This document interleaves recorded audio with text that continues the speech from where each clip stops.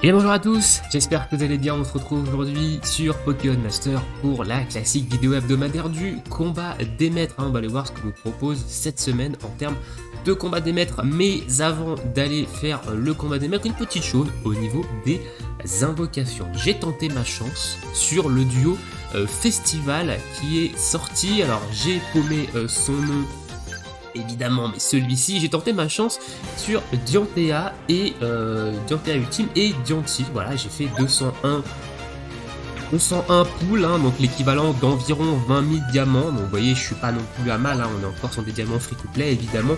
Je suis pas dans le mal, j'avais quasiment 150 000 diamants, j'en ai récupéré évidemment depuis les invocations. Mais voilà, et j'ai rien eu. Voilà, je l'ai pas eu en 20 000 diamants, donc j'ai laissé de côté. Alors pourquoi j'ai tenté ma chance? Bah, c'est un duo Roche qui m'intéressait plus ou moins quand même pour ma team Roche. Donc j'ai tenté ma chance. Bon, je l'ai pas eu, tant pis. Du coup, ça m'amène à vous dire que bientôt il y a le demi-anniversaire, hein. Attention, on est mi-janvier, le demi-anniversaire c'est aux alentours de fin février et début mars.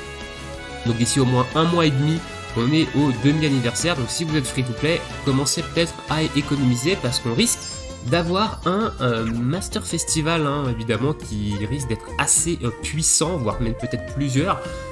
Donc si vous voulez vous assurer peut-être d'avoir les duos du demi-anniversaire, hein, commencez dès maintenant à économiser. Sur ce, nous on est parti, on va partir sur le combat des maîtres de cette semaine. Je sais absolument pas ce qu'il y a comme faiblesse, je l'ai pas ouvert, même si on est mardi hier, je l'ai pas du tout ouvert. J'ai ouvert le jeu quand même, mais j'ai pas ouvert le combat des maîtres. Donc on est sur du Loto du coup. Cette semaine on va avoir Clément en faiblesse poison, Koga en faiblesse Sol, Aldo en faiblesse plante, Marion en faiblesse roche et Peter en faiblesse dragon. Honnêtement, ça devrait bien se passer. Alors peut-être que la faiblesse poison, j'ai pas encore une team poison vraiment ouf, mais ça va me permettre déjà de tester le 3 sur 5 d'un des duos poison, hein, que j'ai eu, le 3 sur 5 que j'ai eu il y a pas si longtemps que ça, que j'ai pas encore testé. Parce que ça fait un moment qu'on n'a pas eu de faiblesse poison, je crois.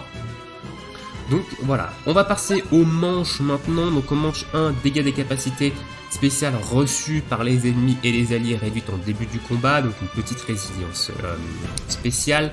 La manche 2, c'est la puissance des capacités spéciales des alliés et des ennemis et des alliés, augmente, hein, donc augmentation de dégâts spé. Manche 3, on va avoir des baisses de stats quand on va avoir un KO, donc aussi bien chez nous que chez l'adversaire, hein, donc baisse d'attaque, de def, d'attaque spéciale, de def spé et de vitesse. Et la manche 4, ça va accroître l'augmentation de la détermination quand on fait une capacité duo. Ok, très bien. Honnêtement, la manche 2, je vais la garder pour la team poison. Je pense que ça peut être intéressant de garder l'augmentation des dégâts spé. On va partir en premier lieu sur la sol. On va partir en sol, donc on va mettre les petits malus, je les ai pas encore mis évidemment, hop.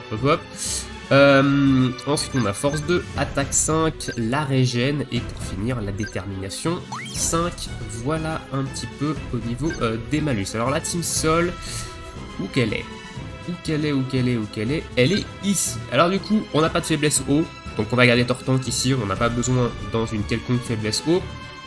Courtenay, Camerupt, évidemment, elle est là pour le souhait sol, hein, c'est un duo scout qui est très intéressant du coup pour le souhait sol, et il va augmenter également un petit peu la défense, même si on a Tortank pour ça, et évidemment Giovanni et Nidoking, hein, qui est là pour mettre de grosses patates. Alors je vérifie que je sois bien en Ultima Washi Sismo Max, c'est bien ça.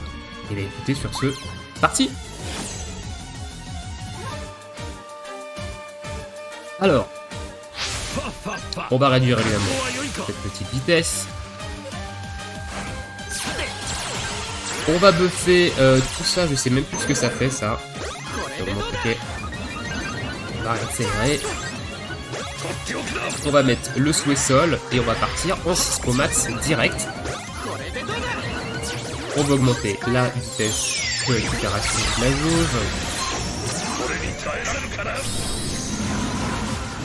Oh, le gros Nidoking. Voilà, vous allez voir, ça arrive de faire un peu de dégâts. Ça arrive de faire un peu de dégâts à un Nidoking sous le sol. Bah, c'est un one shot. Ok, c'est du one shot. Bah, voilà, Nidoking, hein, Si jamais il y a un rerun de lui, peut-être que je vous conseillerais d'aller au moins le chercher 1 sur 5, parce que c'est vraiment un perso qui est vraiment très puissant. Hein. Le Nidoking, c'est vraiment très puissant. En plus de ça, vous pouvez l'utiliser sur de la faiblesse sol, de la faiblesse acier et sur de la faiblesse poison. Donc c'est vraiment un duo qui est très intéressant. Et sa particularité, c'est qu'il ne fait que des critiques. Il ne peut pas faire autre chose que ça. Donc forcément, quand on tape sur la faiblesse, ça pique. Il est resté duo de Tortank ici pour le 6X évidemment. On n'en a pas spécialement besoin non plus, mais on remet le souhait sol et on terminera le combat ici avec le coup 15 700 en Ultima Washi. Donc ma team sol, elle est quand même plutôt costaud, hein, notamment grâce à Nidoking, hein, qui est un très sérieux attaquant sur la faiblesse sol. Le Camerupt du coup qui est venu apporter le souhait sol en duo scout, c'est également très bien, donc ça a mis un petit peu de renfort et après je mets un soutien tank en fonction de ce que j'ai, en fonction des faiblesses dont je vais avoir besoin. Ici, manche 2, augmentation des capacités SP, on va partir sur la team Poison. Poison, ça va me permettre de pouvoir tester un petit peu ce que j'avais en tête, donc à savoir le 3 sur 5 de Bellanosis et Kradopo, voilà, que je n'avais pas récemment. Donc il est 6X également, évidemment, quand on est free-to-play, quand on n'a pas les gros duos Poison. Bon, en 6X, c'est un petit peu ce qu'on a, hein, évidemment, Iris et Mandrillon, j'avais déjà expliqué hein, comment je l'ai eu, hein, je l'ai eu sur un petit peu un coup de bol, hein, je fais quelques invoques et je l'ai eu. On va peut-être changer le support ici, parce que je suis pas convaincu que Giovanni et Persian ce soit vraiment très intéressant ici. C'est mon avis, ça risque potentiellement de se faire ouvrir. Donc on va changer le support, on va prendre l'Acmessine. On va prendre l'Acmessine, il n'y a pas de faiblesse vol. Donc on va prendre l'Acmessine, ça devrait faire le taf. Allez, c'est parti. Donc du coup Iris et Mandrillon, on est là pour la zone poison, hein, évidemment, c'est quelque chose de très intéressant, les zones et les météos. Allez, c'est parti, donc nous on se buff. J'ai mis un peu de temps à me buffer, donc du coup il a pu lancer une capacité en face. Le petit souhait poison, j'ai la zone, c'est le souhait, c'est un petit peu pareil, hein, on va dire. Il va falloir buffer en critique, on n'a pas eu de récup PPC. Alors ultra laser gratuit, hein, grâce à la zone poison. On va pouvoir se buffer. On va capacité de duo avec l'Acmessine dans un premier temps pour le 6X. Je ne sais pas trop si on va pouvoir derrière recapacité duo avec un autre duo. On va faire d'armement les utiliser. J'ai vu qu'elle a pris une grosse baffe. Il va falloir que ce soit rapide là. Ok, donc on a quand même des ultra lasers qui font leurs petits dégâts. On va remettre la zone. Alors là, on perd l'Acmessine, hein, j'ai pas vu, on a perdu l'Acmessine. Il a un poison grave, je crois, sur la tête. Oula, j'ai fait une erreur aussi de positionnement ici. Ok. Ça fait ses petits dégâts, hein. Ça fait ses petits dégâts, l'ultra laser ici qui va finir à droite, et normalement le direct toxique, voilà, qui fait ses petits dégâts. Donc je suis satisfait de ce que j'ai vu, parce que c'est ce que j'attendais ici, c'est que ça frappe sous zone poison. Belladonis et Kradopo, ça frappe bien comme il faut. Bon, Iris et Mandrillon, on sait qu'en ultra laser ça va forcément frapper, hein, c'est une attaque qui fait très mal, ultra laser.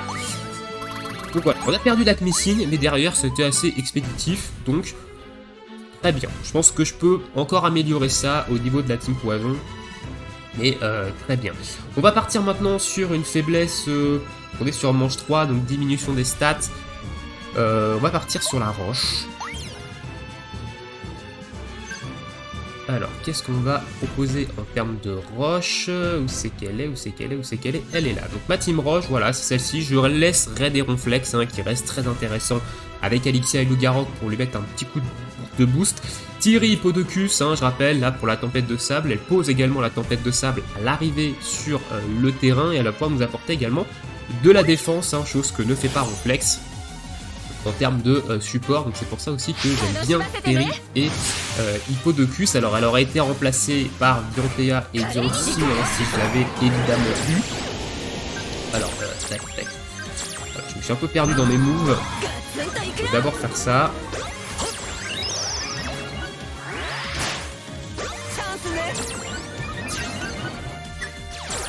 Hop, on va capacité duo normalement avec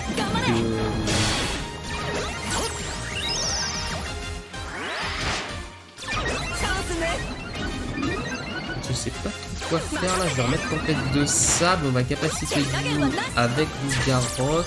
Je vais faire un récolte G max. Donc là on remet ça. On va mettre le piège de rang sur face. Il y a une belle map ici. Et je suis pas convaincu de Marota là. Je pense qu'on va peut-être devoir reset. Je vois qu'il a 3 capacités avant de pouvoir capacité duo. Ça va dépendre des dégâts de... ok, bon, des bons dégâts sur la capacité duo quand même. On a mis son attaque qui allait faire avec le duo. Donc la Dynamax avec Complex. Histoire de récupérer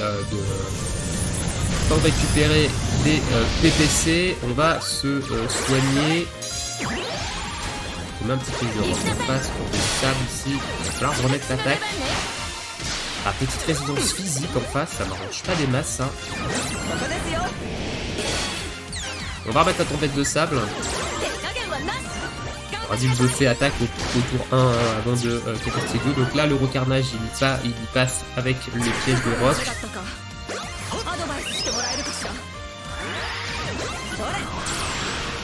On va refaire une capacité duo avant lui, hein, ici, parce qu'on va lame de roc, ça va nous débloquer la capacité duo, et normalement, on devrait pouvoir finir le combat.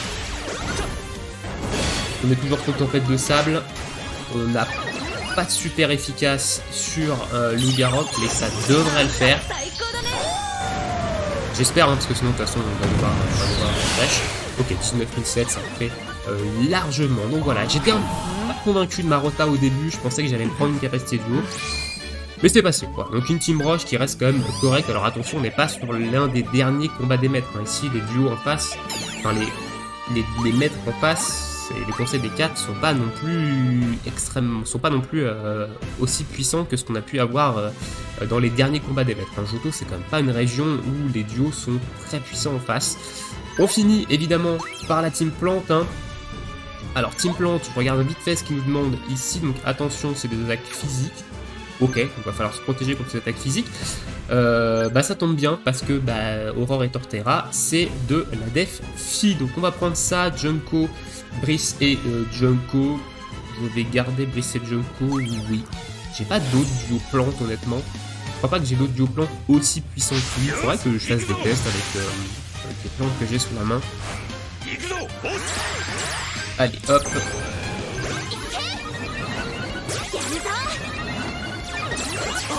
Donc, je rappelle, on va capacité duo évidemment avec Meganium, hein, support 6x, ça pose le soleil. Peut-être faire ça.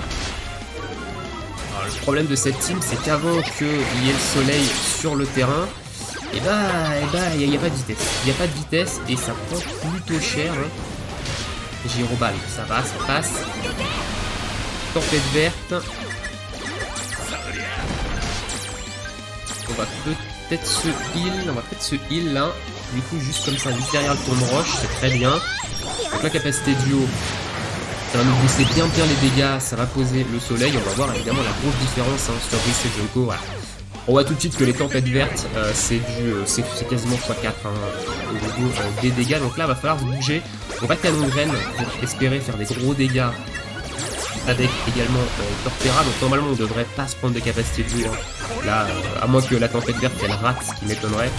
Normalement le canon graine aura peut-être dû éliminer ici, mais la tempête verte devrait faire l'affaire directement derrière. On va perdre le soleil. Canon graine à 2000.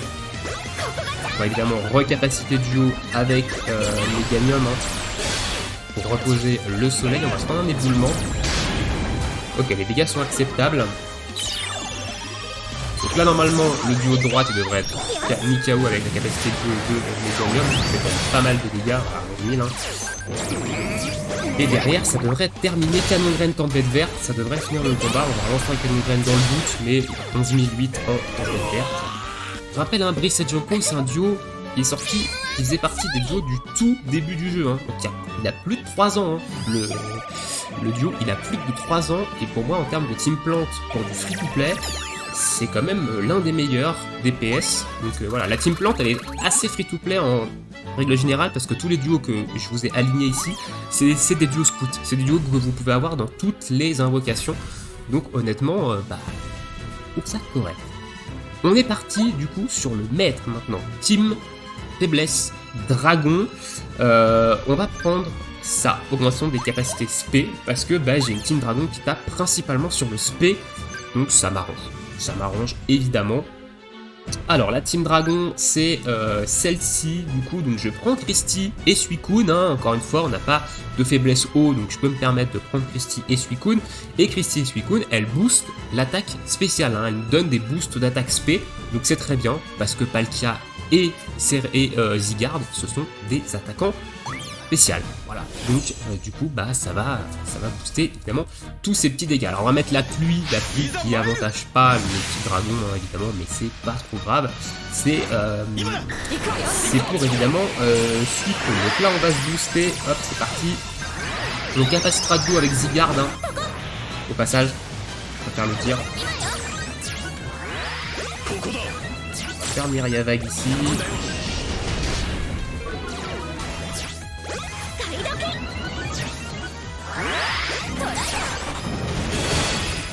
Et derrière, on va rien faire pour l'instant. On va attendre que Suicune fasse sa capacité. On fera la capacité du coup avec Zygarde. On va Billy Potion G. On va Spatio Rift. Bon, la Zygarde devrait faire un petit peu de dégâts. Hein. Zygarde c'est quand même assez fort. C'est un duo qui a maintenant quelques temps quand même. Mais c'est quand même, ça reste quand même un duo assez puissant, hein, voilà. Zygarde, première capacité du duo, même pas de 10 ou 6 X, ça part sur la sanction suprême. Derrière, on a quasiment du 9000 en Spatio Rift sur Palkia, et on est sur du 30 400 sur le Zygarde. Alors il avait les boosts d'attaque spéciale de Suicune, hein, évidemment, qui ne marchent pas sur les capacités duo. 30 400 sur de la sanction suprême, hein. Zygarde c'est quand même très. Je sais pas s'il est revenu récemment Zygarde, mais ça reste un duo dragon quand même assez puissant, qui peut également être joué sur une faiblesse sol, mais quand même un petit peu moins efficace sur la faiblesse sol. Donc voilà au niveau de mon combat des maîtres de cette semaine, hein. J'espère que vous, ça se sera aussi bien passé que moi. Dites-moi dans l'espace commentaire si vous avez eu des difficultés sur certaines faiblesses. Est-ce que vous avez encore des teams qui sont peut-être un petit peu bancales au niveau des faiblesses, donc peut-être Poison, parce que Poison c'est pas spécialement évident d'avoir une team vraiment efficace. Moi j'ai mis très longtemps quand même à avoir cette team, et encore ici, bah la team elle est pas non plus, voilà, là on est sur Johto, c'est quand même pas très compliqué, donc c'est passé, mais sur des combats des maîtres un peu plus récents, sur des régions un peu plus récentes, la team Poison elle a quand même pas mal de mal, hein. Donc voilà, dites-moi tout ça dans l'espace commentaire, et nous on se retrouve très certainement cet après-midi pour une vidéo Genshin Impact, hein, et après il n'y aura pas de vidéo jusqu'à la semaine prochaine, parce qu'en fin de semaine je vais devoir m'occuper de la cartographie de la carte interactive pour la mise à jour 3.4 de Genshin Impact, donc je n'aurai pas le temps de faire spécialement des vidéos. Je vous souhaite à tous une très bonne journée, une très bonne soirée, bon jeu, et à bientôt, ciao ciao.